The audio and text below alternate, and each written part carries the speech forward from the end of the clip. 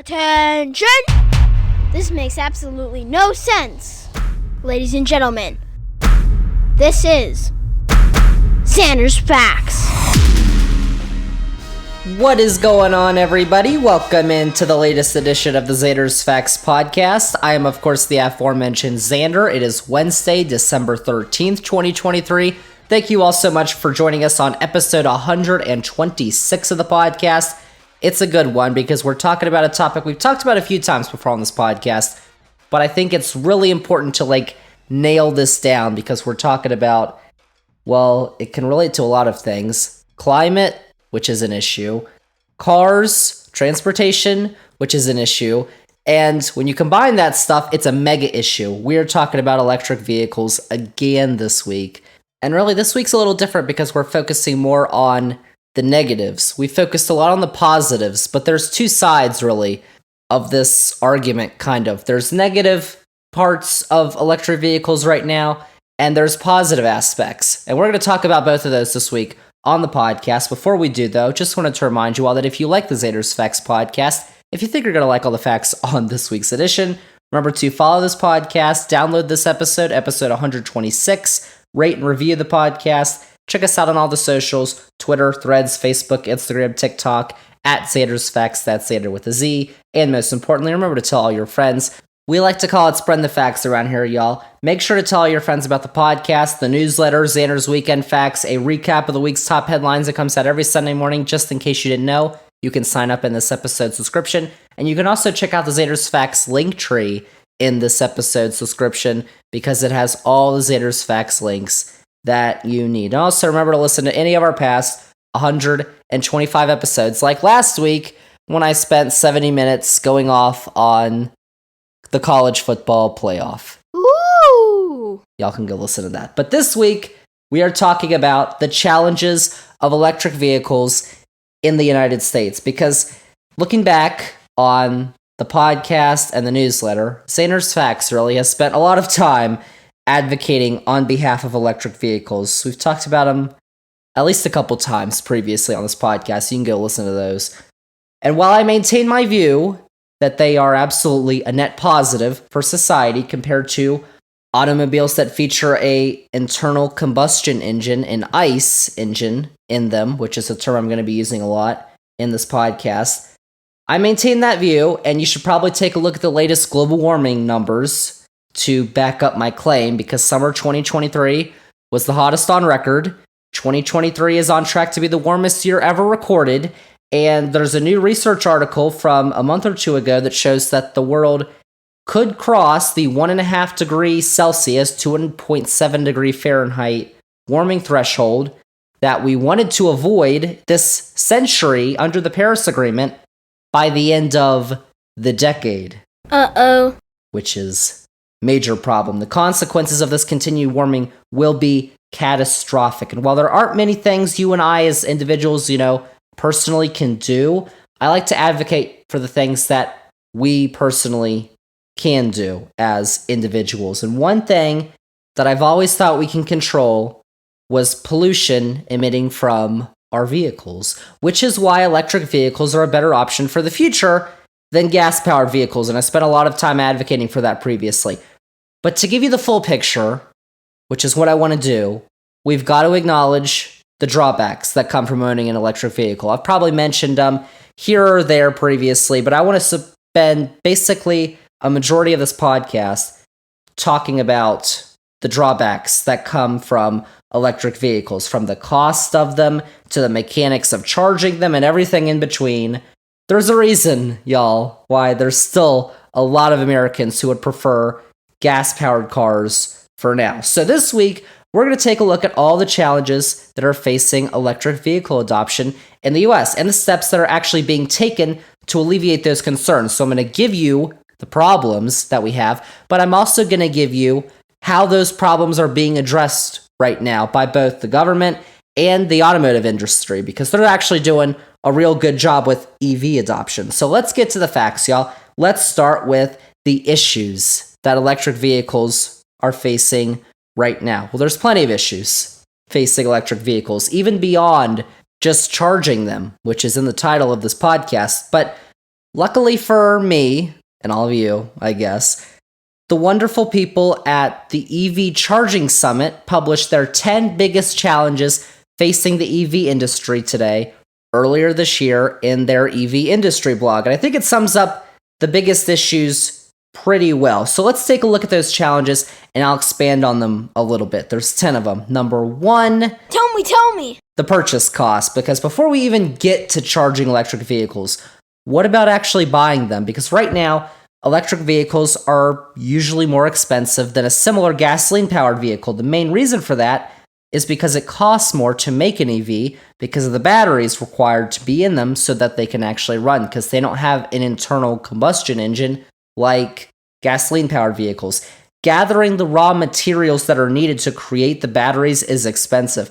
And it could also be a long-term problem as well, because these lithium batteries present a significant environmental hazard and even a human hazard, as found by LifeWire in an article they published earlier this year, because many of these batteries are made with cobalt, which is a mineral that is actually highly volatile and unsustainable to source. And many of the mines where cobalt is being mined are in Africa, specifically in the Congo, which are ripe with child labor accusations. There's also the issue of recycling the batteries when they're degraded. You can recycle these batteries sometimes, but often they can become toxic and then they can't be recycled, which of course increase waste because we got to do something with them. And if we can't recycle them, we're just, they're just going to sit there.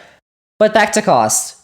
It is cheaper to charge an EV than it is to pump gasoline into an ICE vehicle. That's common fact.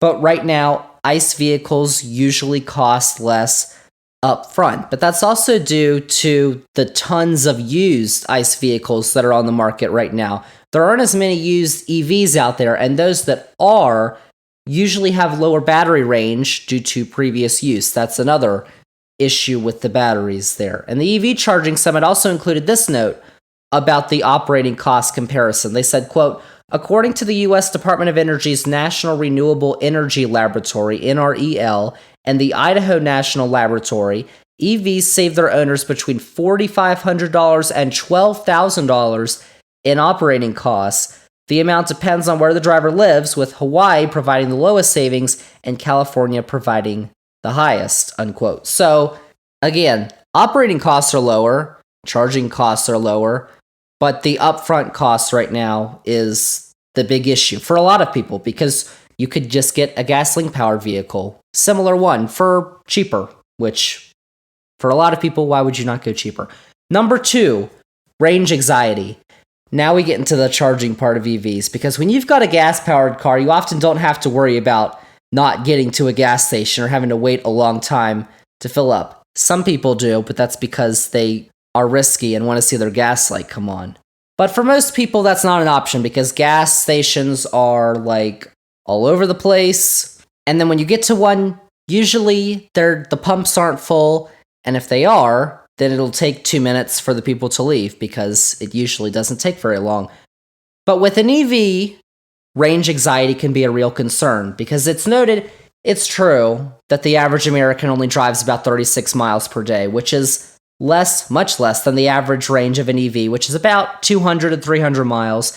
And that, of course, does depend on what you have running inside the cabin, like air conditioner, whatever, radio, how you're driving your vehicle, and the weather conditions outside. But when it's cold outside, your range drops. And when you're going for a road trip, finding a charger can be a hassle, which is going to be something we're going to touch on in another one of these issues. Number 3, limited selection. As I kind of mentioned earlier, though, there's still a limited selection of EVs on the road or in the dealership compared to ICE cars. Now, back in July, CNET actually reviewed every EV available in the US, saying there are just over 40 models for sale right now, and ranked them by their advertised range. So coming at number 1 with a range of 516 miles, y'all, that's actually pretty good. The Lucid Air, which is over 100 miles more than the second place Model S from Tesla.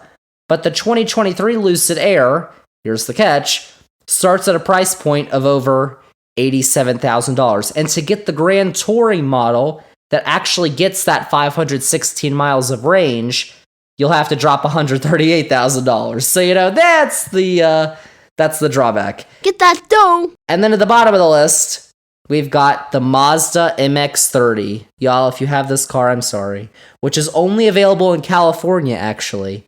And it's only going to get you 100 miles on a single charge. That's a little rough.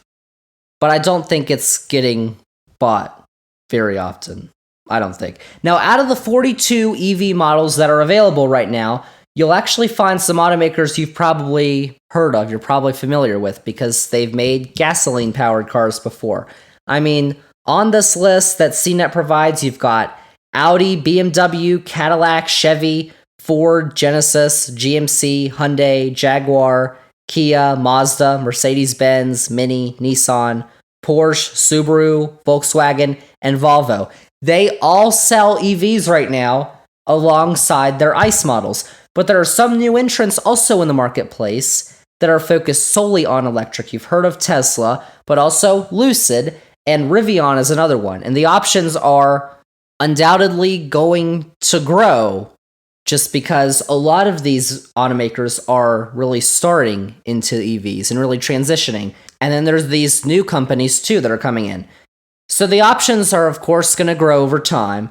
But right now, 42 is kind of minuscule to the over 1,000 available options you have for vehicles powered by gasoline. That gap is kind of wild, but it is going to close. Pretty sure of that. And another note on the price comparisons that I mentioned earlier, Ford, who I mentioned in that list, is now selling an electric version of their F-150, the F-150 Lightning. And the F-150 is if not the most popular personal use vehicle in the US. And the Lightning version starts at just over $65,000. You can purchase a new ICE F-150 for under $40,000. Whoa. So again, that's the issue with cost right now.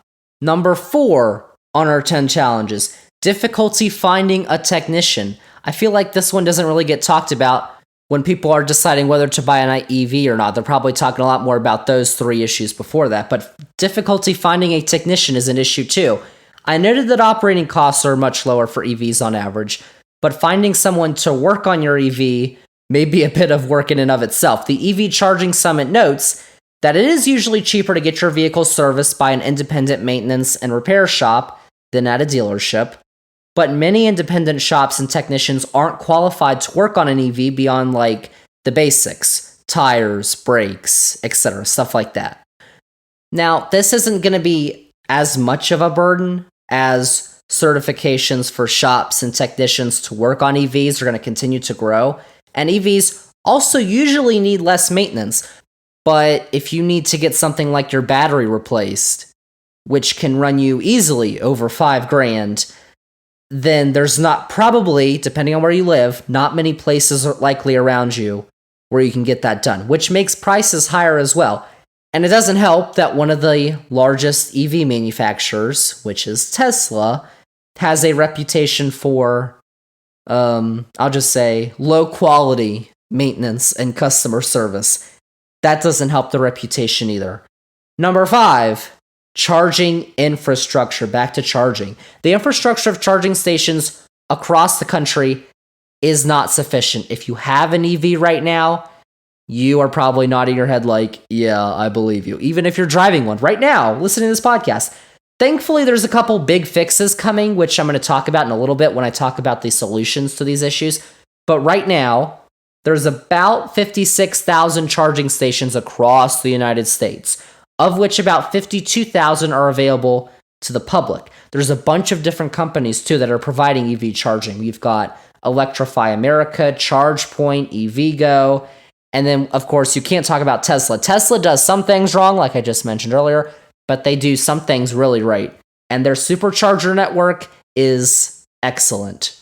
And then you also have apps like PlugShare and then the Tesla app, which can direct you to the stations that are near you. And then vehicles also have technology in them that can direct you to the nearest station on your route.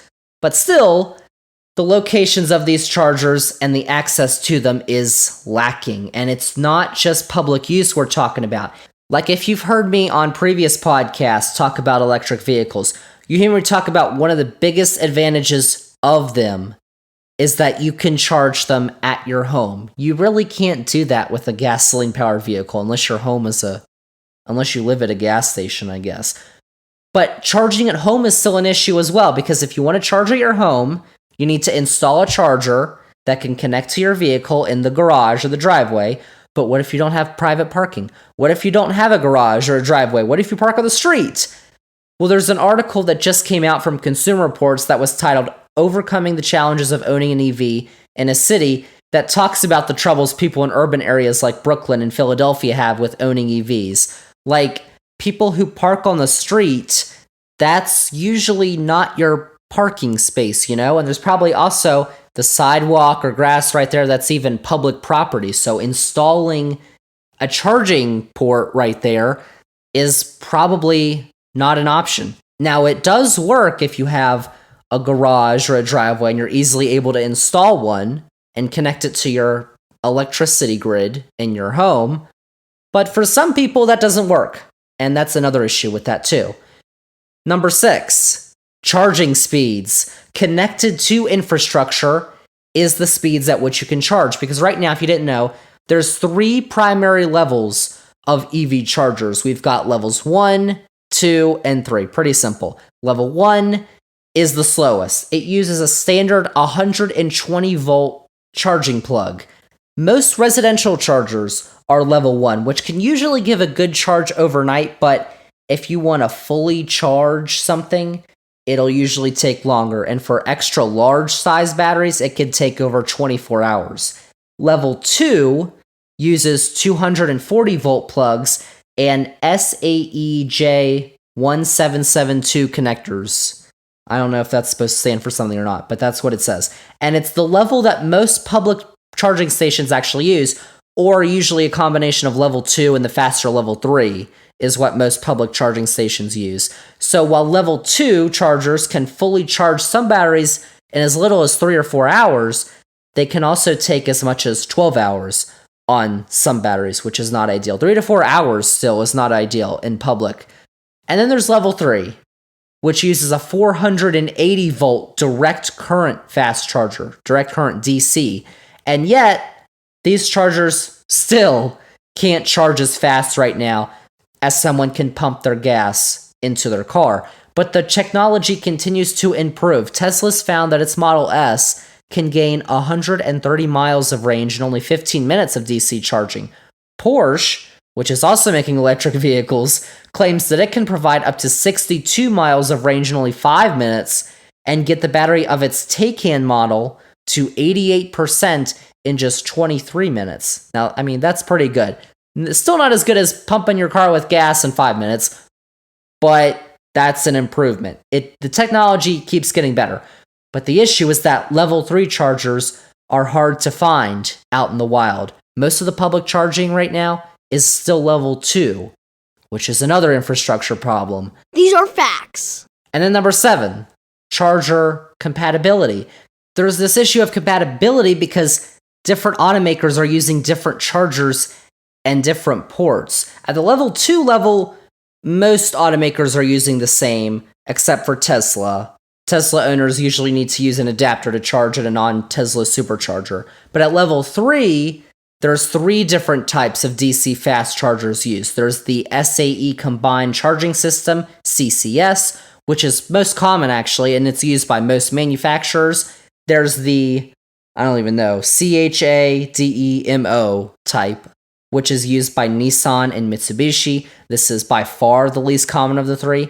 And then there's the Tesla supercharger, which until recently has been solely for Tesla vehicles, but there's developments on that front, which I'm going to share in a minute. Number 8, grid capacity. There's the issue of how these chargers are actually getting their energy. Each of these new chargers that's coming online is connected to our wider electric grid, usually, unless they're powered by a solar panel with its own battery pack.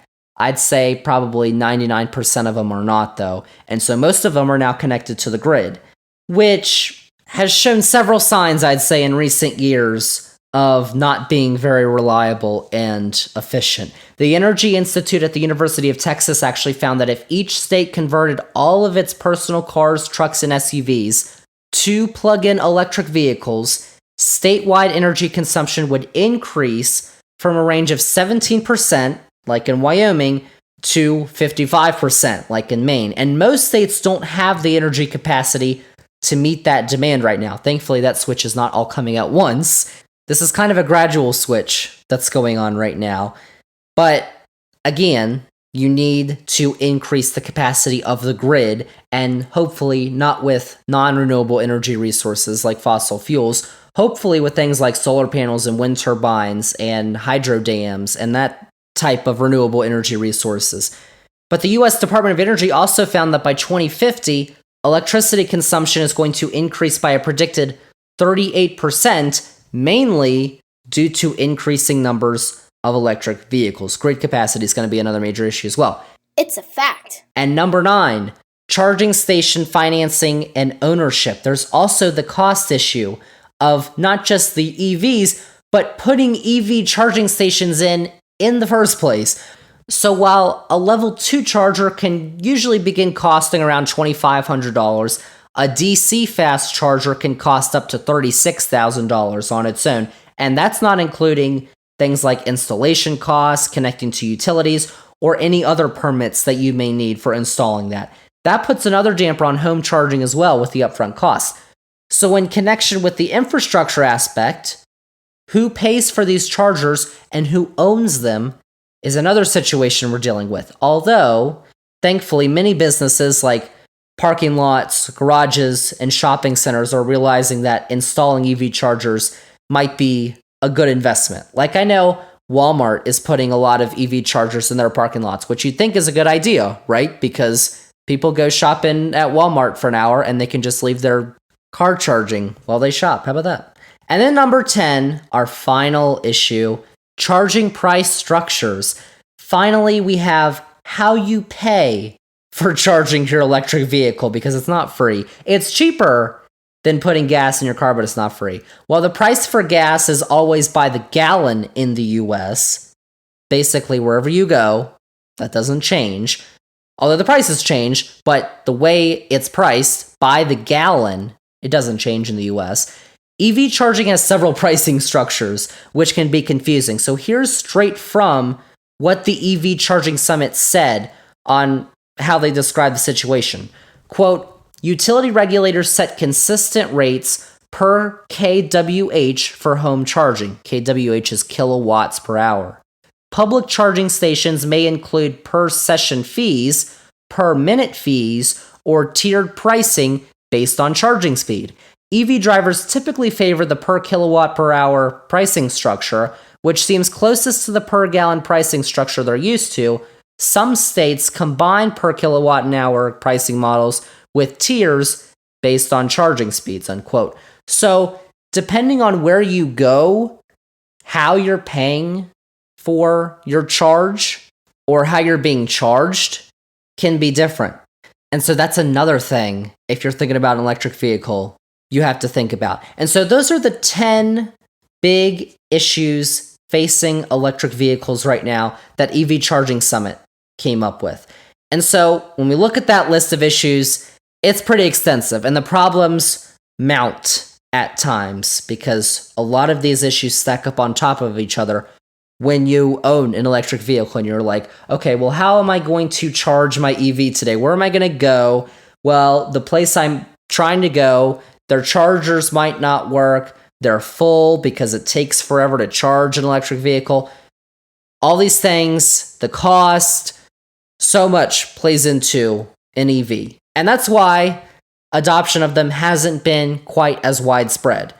So, those are the problems. What are we doing to fix the issues? What are the steps being taken to address them? Good question. And let's start off by acknowledging that the switch to EVs is happening, just slowly, because actually I'm doing this podcast on the perfect week because the White House actually just wrote a blog on this very issue on Monday. It's titled Full Charge, The Economics of Building a National EV Charging Network. It's by Heather Bushey, who is the co-founder of the Washington Center for Equitable Growth and is currently the chief economist for the Invest in America cabinet at the White House and is a member of President Biden's Council of Economic Advisors. But it found, that blog, that transportation accounts for about a third of greenhouse gas emissions originating from the U.S., which is the largest from any sector. But in the third quarter of this year, EV and hybrid sales were about 18% of light-duty vehicle sales in the U.S., and 1 million fully electric vehicles have been sold this year in the States, which is a new record. And these numbers have showed a trend of climbing over the last several years. EV sales actually rose 50% in the third quarter of this year compared to 2022. That's a lot of numbers. And that's all good. The transition is moving slowly, which maybe when we look at the grid, maybe that's not such a bad thing.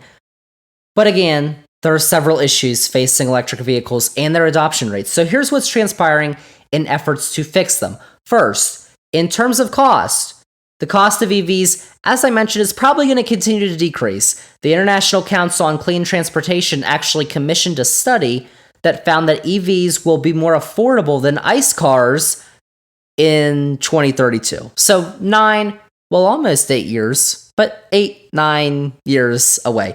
But one common measure that I'm going to mention on here is the Inflation Reduction Act, which was passed back in 2022 by Congress and then signed by the president. We've talked about it previously on this podcast. I wrote about it at its 1-year anniversary back in my newsletter back in August, Zander's Weekend Facts. Go check that out. But part of what is included in that bill is a $7,500 tax credit that can be claimed with the purchase of an electric vehicle. Now, there are restrictions on which vehicles are eligible. I think it pertains to whether part or all of it was manufactured in the US, but even a partial credit is something that's helping make EVs more affordable. But as I mentioned, alongside cost was the issue of the batteries. Building an EV creates more emissions than actually building a gas-powered car. Now, of course, that's more than offset, by not producing basically any emissions out of your tailpipe afterward. There's no tailpipe in an electric vehicle because you're not producing any emissions. But you've also got to think about the sources of energy you're getting when you plug into the grid. Now, the grid is a whole other issue, which I believe we've also discussed here on this podcast. But adding renewable energy sources like solar, wind, hydro, and geothermal is obviously going to help matters there. But again, in terms of the batteries, the environmental and the human tolls that mining cobalt for these batteries presents is a real concern. And right now, the human rights abuses that are possibly taking place at these mines, particularly in Africa, in the Congo, should absolutely be addressed by countries like ours who are benefiting off that. And there's really no solution at the moment right now in terms of the lithium batteries and that the environmental concerns making them produce, but when your alternative is drilling oil and fracking and creating gasoline, which also takes electricity, I would add, I feel like there's a clear alternative there. But still, there are concerns environmentally with making these batteries for electric vehicles. But one option that's being worked on by several car companies, including Hyundai, Stellantis, Toyota, and Volkswagen, are, instead of lithium-ion batteries, solid-state batteries. The difference being the electrolyte that they use, which is a component in the electric vehicle. Now, in lithium-ion batteries, they have a gooey liquid electrolyte. Solid-state batteries have a solid, it's in the name, electrolyte. So, if the liquid electrolyte battery gets broken or it gets punctured, the two sides of the electrolyte can actually ooze together, which is not good. It could possibly result in an uncontrolled energy flow, which then causes a fire. You've seen electric vehicle fires. That's why. That's a big issue. But that really can't happen with a solid-state battery. But companies are having trouble developing these solid-state batteries so that they can charge at a quick rate and they can be mass-produced in a way that makes them available at an affordable price point to consumers. And also, range, of course, is what they're looking at. So it's a possible option, but probably not for a few years down the road, which has been said about solid-state batteries for years now. So when it finally happens, we'll see. It may take a decade plus for them to actually get out fully into the market. So now there's even alternatives to electric vehicles being produced. Like one option I saw was hydrogen. I saw that from that LifeWire article I mentioned earlier. But that article does note that it comes with similar challenges, like one of them being you need to build out a distribution network that can reach many people, like gas stations. But for hydrogen, although refueling only takes about 4 minutes, and it only produces water as waste, so those are positives, but again, you need to build this massive network across the country for it to actually work and take off so that people don't get range anxiety, because that's a real issue. But hydrogen is also less energy dense than gas, like a battery, so you actually need to carry more of it to have a similar range, and it needs to be stored at a high pressure, which causes a little bit of an issue as well with the technology we have right now. Cars powered by hydrogen fuel cells, they sound intriguing, and they also may be an option down the road, but not in the present day. So the batteries, the lithium-ion batteries, they have the issues, but that's what we have right now. Now, there's other options that are coming.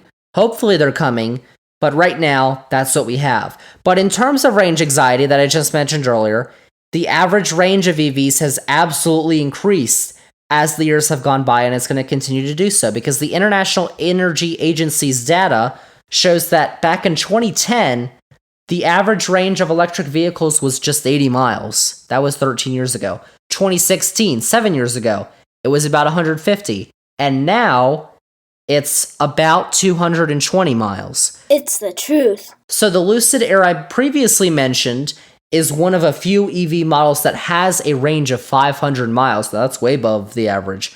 That rivals some of the most fuel-efficient ICE models, by the way.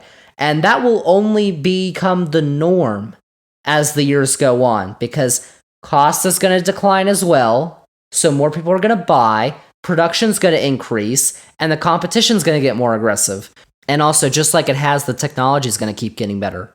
So that'll mean less cars like that Mazda one with 100 miles, and more like the Lucid with 500. And so competition, production, more people are going to want to buy, so that Lucid hopefully will not cost over $100,000 anymore. It will be much cheaper. And there's a few automakers, including General Motors and Volkswagen, that are hyping up another battery alternative from lithium-ion. They're working on lithium metal batteries, which are supposedly going to increase range and lower the cost of EVs. GM is actually beginning production on vehicles that include them this year, and says that its vehicles will be able to last 500 to 600 miles on a single charge and achieve an 80% charge in less than 15 minutes. So for the range and for the charge, that's 80% in 15 minutes is still not as good as gas-powered, but it's a massive improvement over where we've been. And it's just going to keep getting better, y'all. The free market at work, how about that? Like, one thing I will note about this is that traditional automakers are going all in on EV because they know it's the future. Fossil fuels aren't going to be around forever, y'all. So while you have these new companies like Tesla and Rivian that are only making EVs, you now have traditional car companies, some with over 100 years of experience, now getting into the EV game and wanting to make an impact. And when I say all in, I mean that many car companies have already announced dates in the future for when they hope to be selling only electric vehicles, when they don't hope to be selling any more new ICE vehicles. These start at 2025 with Jaguar, who's replacing all of their ICE vehicles with 3 electric vehicle models beginning in 2025. And then they continue up to decades in the future. Like Alfa Romeo has a set date of 2027, followed by Chrysler in 2028. And then there's a bunch in 2030. Aston Martin, Buick, Cadillac, Genesis, Lexus, Maserati, Mazda, Mercedes, Mini, Rolls-Royce, and Volvo. They've all claimed that they will be all electric in 2030.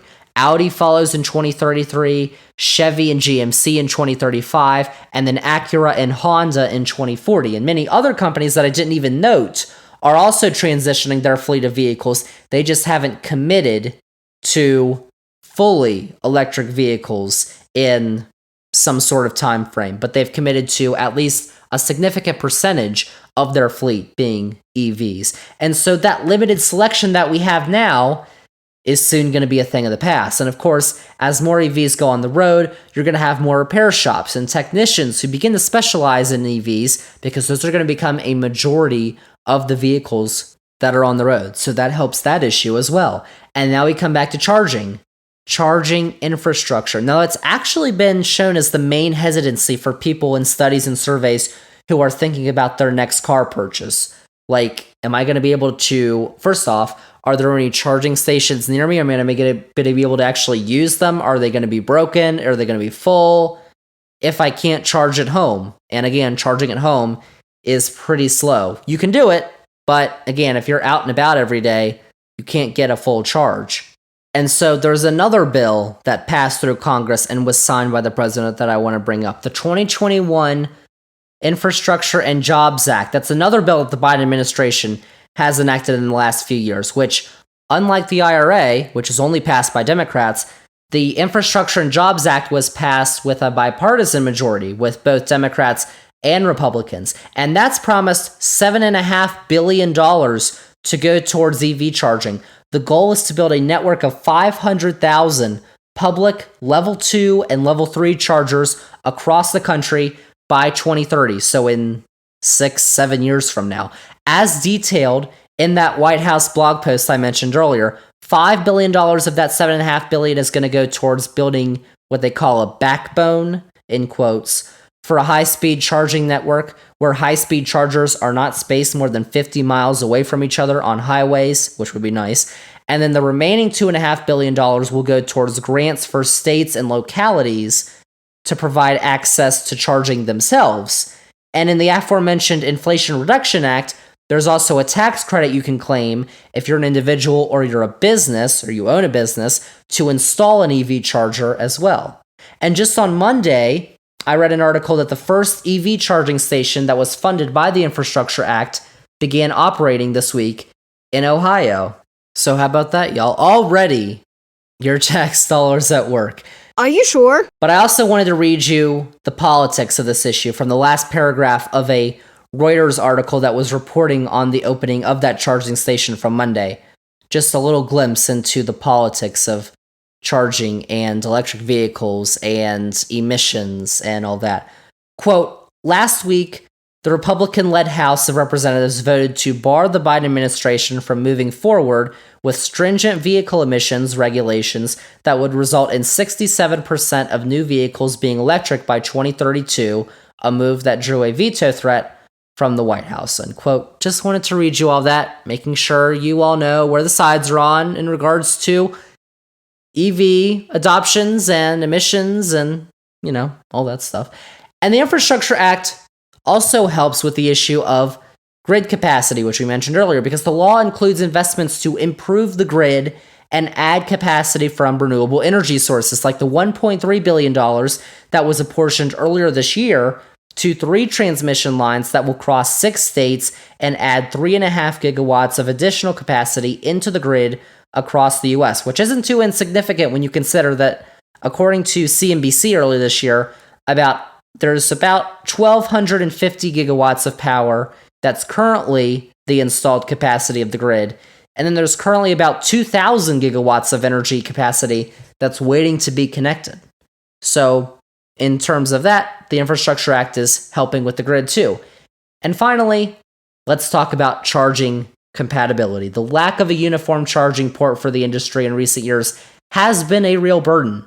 But things are also changing in the right direction, because earlier this year, a bunch of automakers announced that they would be switching from the Combined Charging System, CCS, to the North American Charging Standard, which is NACS, for new vehicles, which is the one that Tesla uses. Now, starting next year, owners of electric vehicles from many of these automakers are going to be able to charge their current vehicles at 12,000 of the Tesla supercharger locations, which isn't all of the superchargers, because some of them aren't equipped to handle CCS and the adapters they need.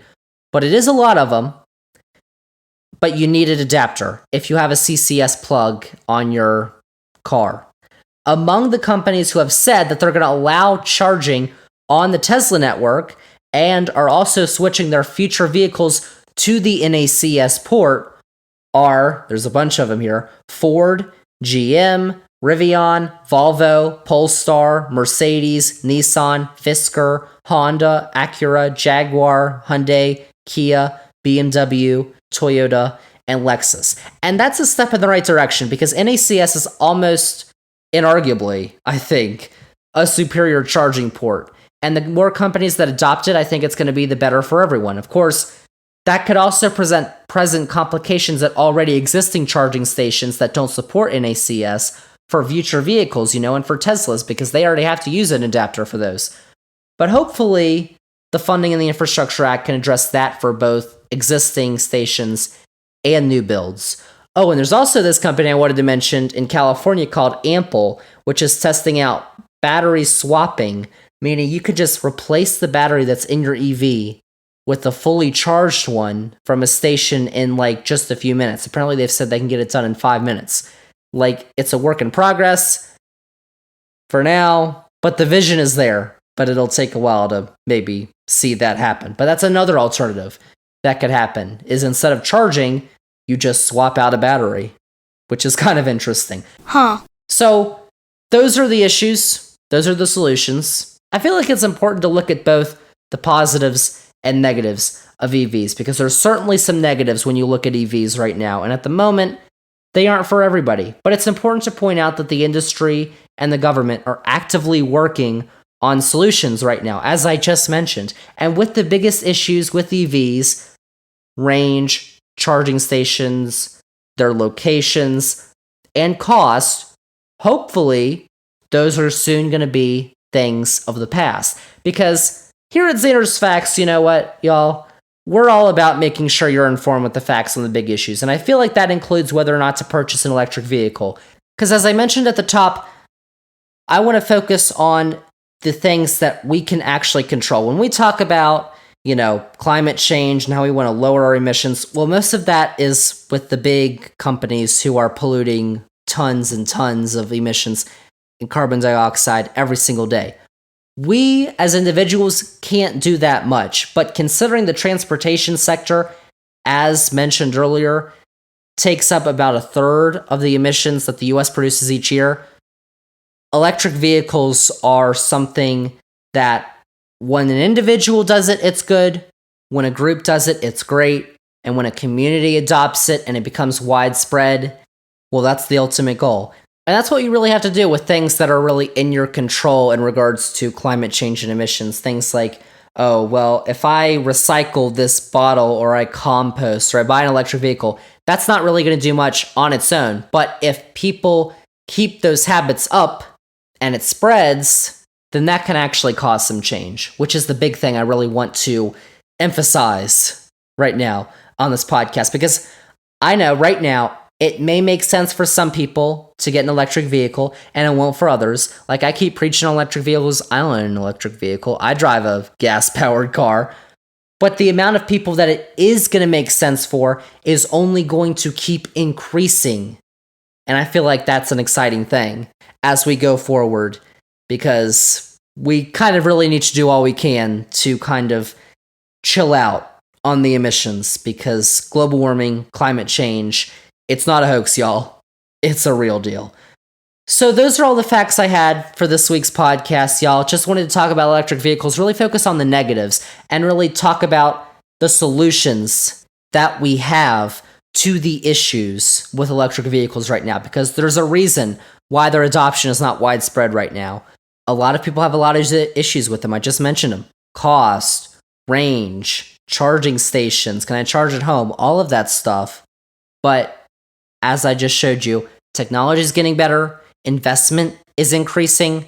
These issues are going to become a thing of the past. It may take some time, but gradually it's going to get better, y'all. It is. Trust me. Those are facts. Zander's Facts. So those are all the facts I have for y'all this week on episode 126. Thank you all so much for listening. And remember that if you liked all the facts that were on this week's edition of the podcast, remember to follow this podcast, download this episode, rate and review the podcast. Check us out on all the socials, Twitter, Threads, Facebook, Instagram, TikTok, at Zander's Facts, that's Zander with a Z. And most importantly, remember to tell your friends.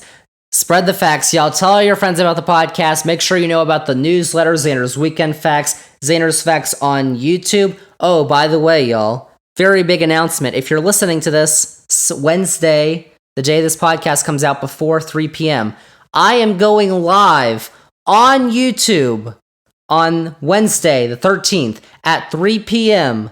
with my buddy, Zander's Facts soccer analyst Emma Adams. We are going to be reacting live to the final match day of the group stage of the UEFA Champions League. It's kind of like a test, because it's the first time we've ever done this. I have no clue what's going to happen, but I think it's going to be fun, and so we're going to try it out. So you can also, if you're listening after, you can go watch the replay of that on YouTube. So go check that out, y'all. Hopefully it didn't screw up big time and there is a replay that you can actually watch.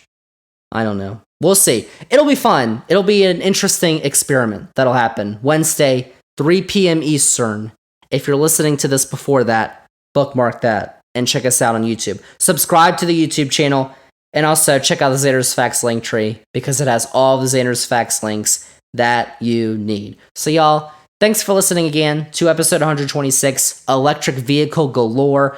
Episode 127 is coming up next week with some new facts, of course, because every week we've got new facts. Episode 127 is going to have some new facts. Check that out next week because we've got a new episode on Wednesday, like we usually do. Sometimes it's a flashback, but next week we're going to have a brand new episode, brand new facts. So that is it, y'all. That is a wrap on episode 126 of the Zander's Facts podcast. Thank you all so much for listening, and we'll see y'all with episode 127 next week. I love big leaf maples. I do too. Oh, this feels so good.